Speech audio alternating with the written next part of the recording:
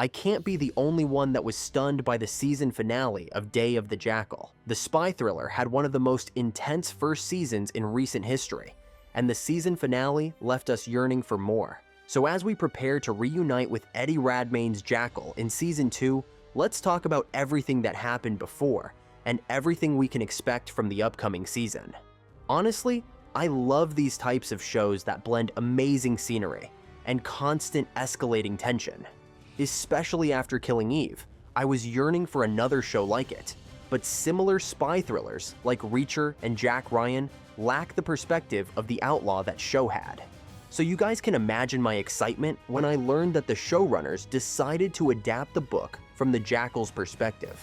Even though I am not completely on board with the way they chose to adapt the intricacies of the character, it is fair to say that the Oscar-winning Eddie Redmayne turned in one hell of a performance, portraying the meticulous master of disguise.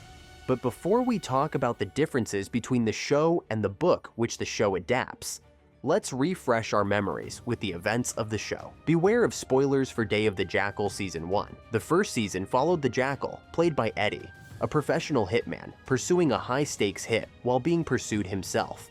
On his tail is the dangerously determined Bianca Pullman, played by the gracious Lashana Lynch, an MI6 firearms expert who has no problem crossing the boundaries of law and morals to capture him.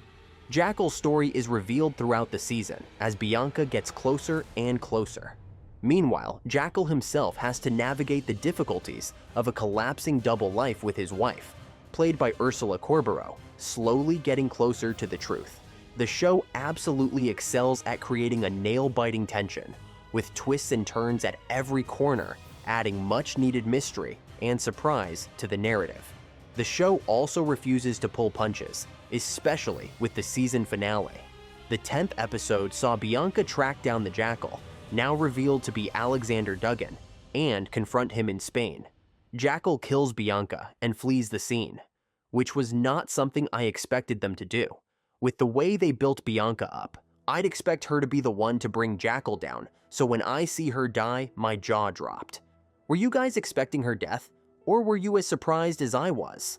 Don't forget to drop your thoughts on the season finale in the comments below. I can't wait to see what you guys think. The season ended with Jackal on the run, away from his family, and with the knowledge that Charles Dance's character Winthrop betrayed him. From the way they left things off, it's fair to assume that the story is far from over. Jackal will try everything in his power to find his family and reunite with them. But I personally don't think he'll pursue Winthrop to get his revenge, as long as his family is safe. His priority this season was mostly about his survival of himself and his family, so I don't see that changing anytime soon, unless, as I said, Winthrop ends up killing his family. The way I see the second season go is simple. Winthrop uses Jackal's family as bait. Things go awry, Jackal's family dies, and Winthrop ends up with Jackal's target on his back. Then we go on to have another cat and mouse chase, but this time, Jackal is not the prey. Let's hear it from you guys as well. What do you think is in store for us in Season 2? Do you think Nuria will survive? Are we in for another grand twist? Write your theories down in the comments. But with everything that happened, you might find yourself looking to the source material to see what happens next. Well, to those people I have bad news.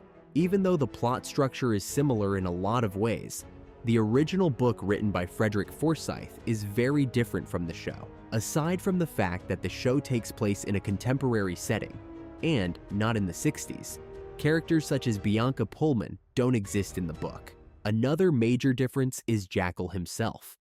The novel portrays him as an emotionally detached figure and reveals little information about his identity. Unlike the show, Jackal is clearly sociopathic and enjoys his line of work. And among the biggest differences is the lead investigator, Claude Lebel, a French detective that manages to kill Jackal at the climax of the novel. So yeah, it's safe to say that the show is a very loose adaptation of the original novel. Although, if you guys are looking for a more faithful adaptation of the original story, you can check out the 1973 movie, which stays true to the novel. On the other hand, if you want to see Bruce Willis take on the character of Jackal, you can check out the 1997 film. Let me know which one is the definitive version of the story for you, so there's no way of really knowing what will happen in Season 2, considering that the show moved past the ending of the book, which just adds more mystery and excitement as we wait for the new season. But when is it coming? Although the second season is confirmed to be on its way, we won't be seeing any new episodes until 2026. The Day of the Jackal is a massive production with big names attached, and these types of productions tend to take their time with shooting and editing. But we should at least see a trailer for the new season before 2025 ends. Until then, make sure to subscribe to be notified of the latest updates. Also, the videos on the screen might interest you as well.